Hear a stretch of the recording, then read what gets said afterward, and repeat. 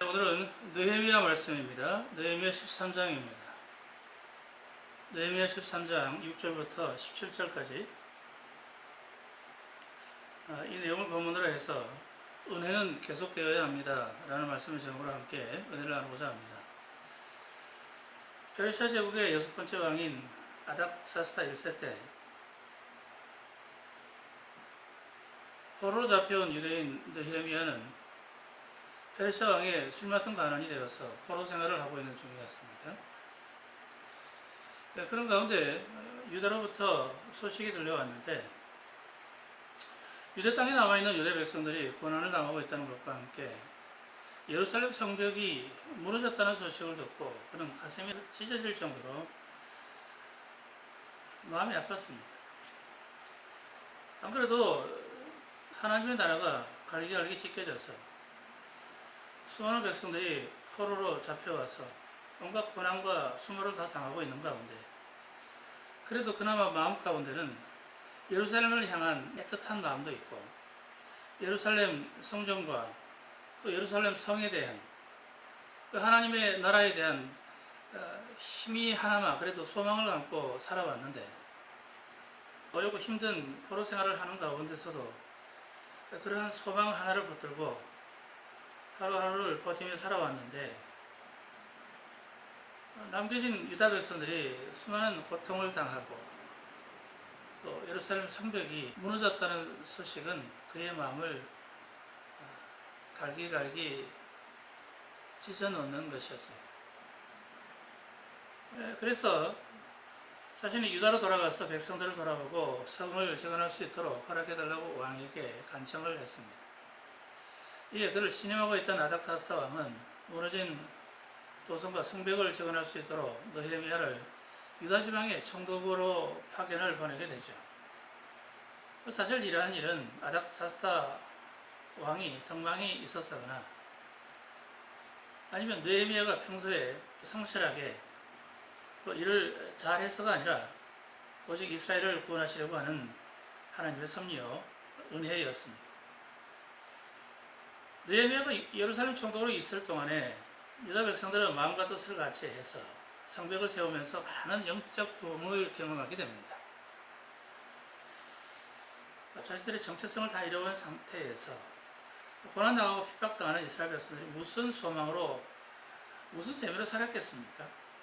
그런데 느헤미야라고 하는 영적 지도자가 고향으로 돌아와서 그들을 가슴에 끌어안고 또 추락한 그들의 마음을 또 이렇게 세워서 함께 하나님의 일을 해나갈 때 그들은 얼마나 기뻤겠습니까? 잃어버린 은혜를 회복하고 잃어버린 기쁨을 회복하고 그죠? 그런 가운데 영적 부흥을 경험하게 되죠. 실로 이들은 포로기 이후에 경험해보지 못한 놀라운 부흥이었습니다. 비록 나라는 패망하여 포로로 잡혀가고 나라의 주권은 잃어버린 상황이 되었지만 그러나 그런 가운데서도 하나님의 백성으로서의 잃어버린 정체성을 회복하고 영적으로 충만한 은혜를 경험하게 된 것이죠. 지금 이대로만 계속 되어진다면 유대 나라는 정말 하나님이 기뻐하시는 공동체가 될 것 같았습니다. 그런데 놀랍게도 느헤미야가 있을 동안에 영적 부흥을 경험하고 땅에 떨어진 성민으로서의 정체성과 자존감을 회복하여 영적인 부흥을 얻게 되었는데 그런데 느헤미야가 페르시아로 떠나고 난 이후부터 이스라엘 백성들은 시간이 가면 갈수록 과거의 모습으로 되돌아가 버리고 말았습니다. 마치 오물투성이인 돼지를 깨끗이 씻어 놓았더니 또다시 오물 구덩이에 발라당 들어누워 몸을 더럽히는 것처럼 순식간에 그들은 옆모습으로 돌아가 버리고 만 것입니다. 그렇다면 느헤미야가 돌아가고 난 다음에 도대체 그들에게는 구체적으로 어떤 일들이 일어난 것일까? 첫째로 성전이 더럽혀지고 말았습니다. 제사 형제를 맡은 엘리야십이 하나님의 거룩한 성전에서 사용하는 기물을 보관하는 방을 도비아라고 하는 사람에게 개인적으로 사용하도록 내어준 것입니다. 이 도비아라고 하는 사람은 암몬 사람입니다. 언제나 이스라엘 백성들을 괴롭히는 민족이 암몬 족속입니다. 그런데 이 도비아라고 하는 사람은 산발랏이라고 하는 사람과 함께 예루살렘 성벽을 재건하려고 할 때 가장 큰 방해꾼이었습니다. 이 두 사람이 예루살렘 성벽을 재건하려고 할 때 가장 큰 방해꾼들이었고 늘 대적하고 방해하고 미혹하는 자들이었습니다. 이런 사람에게 하나님을 예배하는 성전의 일부분을 사용하도록 허용해 주었다는 것은 유대 공동체가 한마디로 영적으로 썩었다는 것을 말해주는 것입니다. 여러분, 방을 왜 내어주었겠습니까? 불쌍한 영혼 섬기려고 내어준 것일까요? 도비아가 불쌍하게 보여서? 제사장이라고 하는 영적 지도자가 현실 권력에 굴종하여 아부하여 개인적 이득을 취하려고 하는 타락한 모습이죠, 이것은. 현실 정치의 권력을 잡고 있는 도비아, 산발랏, 이 사람들에게 아부하고 잘 보이면 자신들이 좀 편하고 좀 영달을 누릴 거라 생각하고 성전 기물을 보관하는 그 방을 내어준 것 아닐까요? 이건 완전 타락한 모습이죠. 요즘 말로 하면 정교 결탁이죠. 정교 분리가 아니고 오히려 정교 결탁하는 행위입니다. 실제로 도배라고 하는 사람은 제사직을 감당하는 자들과 인척 관계를 맺고 많은 영향력을 끼치는 인물입니다. 암몬 사람이 제사직을 감당하는 사람들과 인척 관계를 맺었다니까. 그래서 유대 공동체 안으로 스며시 들어와서 수많은 영향력을 끼치는 그런 인물이 되었다는 것이죠.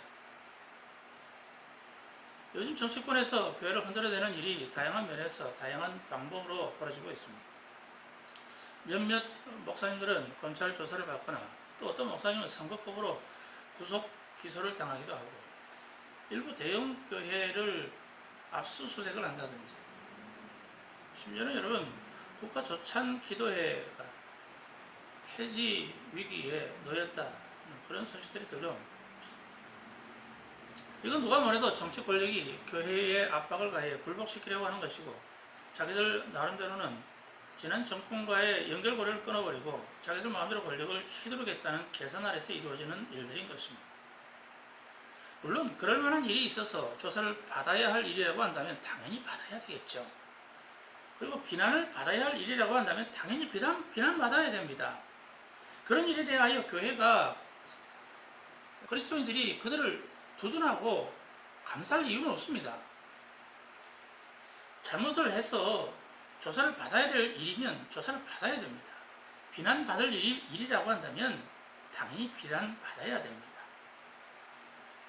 이런 일들이 일어나는 것에 대하여 무조건 부정하고자 하는 것이 아니라 이런 일들이 일어나게 될 때에 교회와 성도들은 물론 일부이기는 하지만 영향력 있는 일부 영적 지도자들이 얼마나 정도에서 벗어나 있는지를 돌아보는 반면교사로 삼아야 합니다.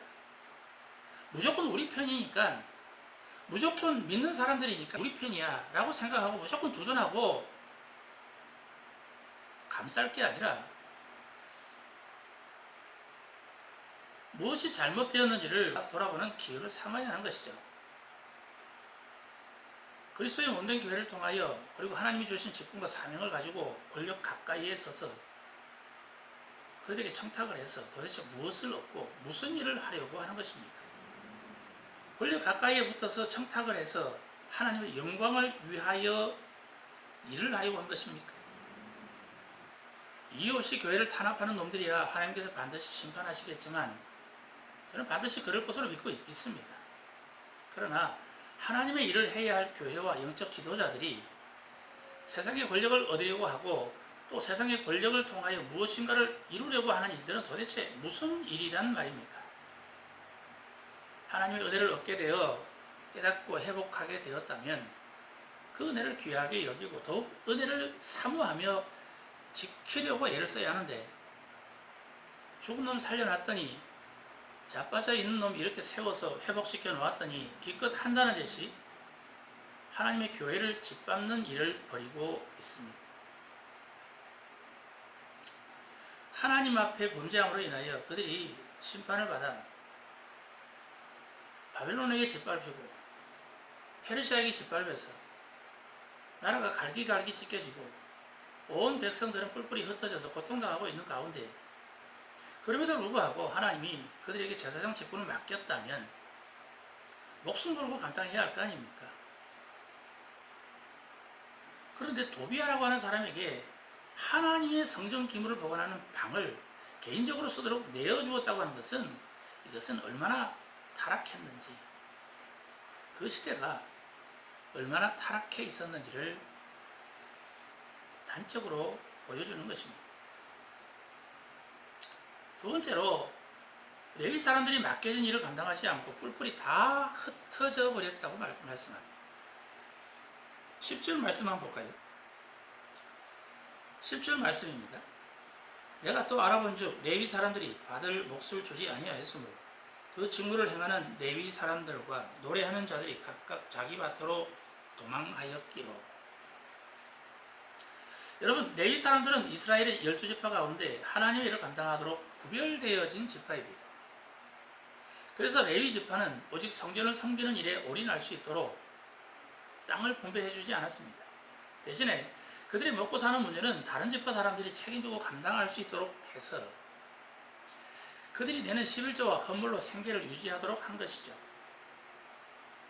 그런데 레위 사람들이 생계를 책임져야 할 나머지 지파에서 11조와 헌물을 제대로 내지를 않은 것입니다. 레위 사람들은 기업을 받은 게 없잖아요. 다른 지파 사람들은 기업을, 땅을 분배해서 각기 제 몫으로 다 받아갔습니다.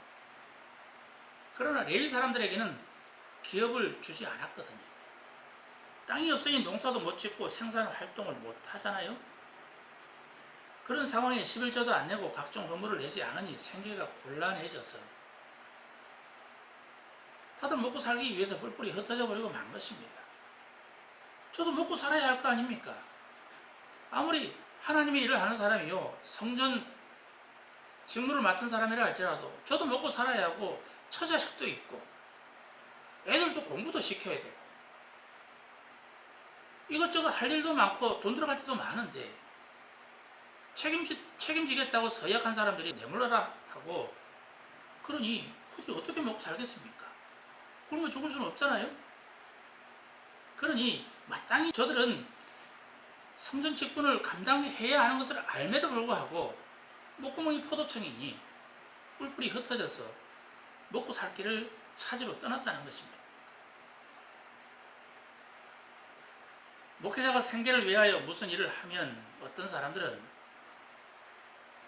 아니 목사가 왜 교회와 사역을 내팽개치고 세상 일을 하느냐고 핀찬을 하는 사람들이 있습니다. 여러분, 안 할 수만 있으면 얼마나 좋겠습니까? 세상 일을 하는 것이 좋아서 그렇겠습니까? 세상에서 이것저것 그래도 나름대로 여러 가지 많은 일들을 하다가 하나님의 부르심 앞에 믿음으로 순종하여 자신이 걸어가던 모든 길들을 다 멈추고 자신의 모든 삶을 하나님께 손부리채 헌신하겠다고 믿음으로 시작한 사람들 아닙니까? 그런 사람들이 나가서 세상 일을 할 수밖에 없는 그런 상황이 되었다는 것은 얼마나 힘들고 어려웠으면 그랬겠습니까? 근데 그런 상황 가운데 왜 목사가 세상 일을 하느냐고 핀찬을 주면 여러분 어떻게 되겠습니까? 그런 소리를 듣게 되면 겉으로야 말은 안 하지만 저는 속으로 그러죠. 당신에게 주어진 몫을 감당하지 않아서 그렇다. 그런 소리 하지 말고 당신이 감당해라. 분명히 나머지 11지파의 유다 백성들은 레위 사람들에게 11조를 주겠다고 서약했지만 세월이 흐르면서 점점 첫 마음을 잃어버리고 약속을 지키지 않았습니다. 마치 자기 것 떼어주는 것 같고 아까운 생각이 들자 책임이고 뭐고 감사하고 뭐고 주머니에 넣었던 손을 빼지 않은 것입니다. 사람들이 여러분 다 그렇습니다. 하나님께 받은 은혜가 있고 자신이 감당해야 할 것이 있다는 것을 깨닫고 알고 있음에도 불구하고 막상 주머니에 손을 넣으면 아까운 생각이 들게 되죠. 그러나 그 순간에도 나의 생사화복은 하나님의 주권 안에 있고 모든 것이 하나님의 은혜라고 깨닫는 사람은 11조와 감사의 예물을 드립니다. 그러나 아까운 생각에 사로잡히게 되면 주머니에서 손이 빠지지가 않습니다. 주머니 안에 강력 접착제를 붙여놓았는지 손이 빠지지를 않죠. 깨닫는 은혜가 있고 그래서 감사함으로, 그리고 하나님의 백성으로서의 서운한 것과 책임을 완수했다라면 약속되어진 더 큰 복을 받을 수 있었는데 안타까운 일이죠. 그리고 세 번째로 그들은 안식일을 제대로 지키지 않았습니다. 주일 성수를 하지 않았다는 거예요. 15절에서 22절을 보면 유대인들이 안식일을 범하는 장면을 기록하고 있습니다. 근데 여러분, 유다 백성들이 처음부터 그랬겠습니까? 부흥을 경험한 뒤에 한동안은 안식일을 잘 지켰을 것입니다. 그러나 시간이 지나면서 점점 하나님 말씀대로 지키는 것보다 하나님이 원하시는 뜻대로 예배한 것이 아니라 자기들이 편한 대로, 자기들이 좋은 대로 안식일을 지켰던 것입니다. 아예 안 지킬 수는 없고 우리 편한 대로, 우리 좋은 대로, 우리 하고 싶은 대로 그냥 마음대로 해석하고 적용해서 그렇게 안식일을 지킨 것이죠. 또 어떤 이들은 안식일 자체를 아예 지키지 않은 사람도 있었을 것입니다. 우리가 예수를 믿는다고 하는 것은 내가 죄인인 것을 깨달았기 때문이고 믿음으로 구원받아 하나님의 자녀가 되었다는 것을 믿기 때문 아닙니까? 그래서 하나님의 말씀대로 주님이 행하신 뜻대로 주님이 걸어가신 그 길을 나도 걸어가겠다고 결단한 사람들이 우리들 아닙니까? 그런데 어떤 이는 처음에는 잘 믿다가 어느 날부터 하나님의 말씀을 자의로 해석하고 적용을 합니다. 그러더니 아니 내가 교회인데 무슨 교회가 필요하냐?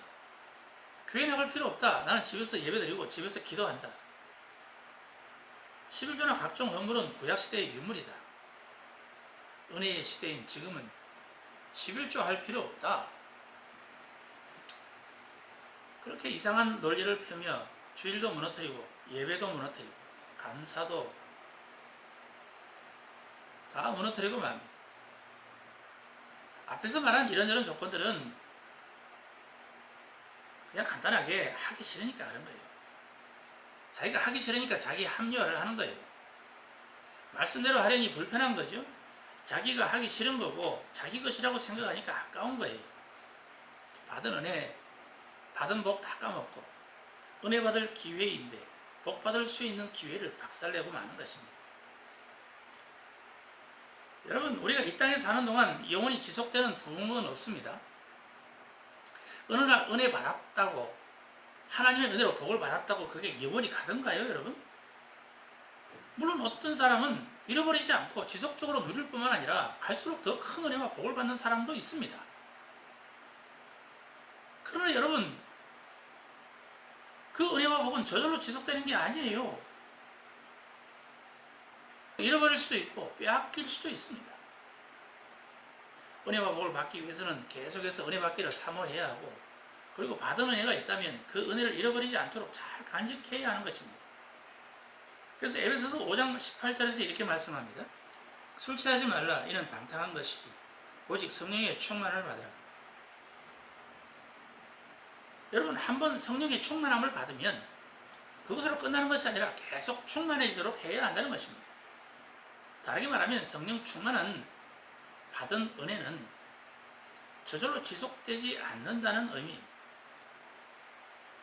사랑하는 여러분, 은혜를 받은 지가 언제인지 기억조차 나지 않고 그래서 혹시라도 영적 침체에 빠져 있지는 않습니까? 성령 충만, 은혜 충만하다가도 돌아서면 또다시 영적 침체에 빠지는 것이 오늘 우리들의 모습입니다.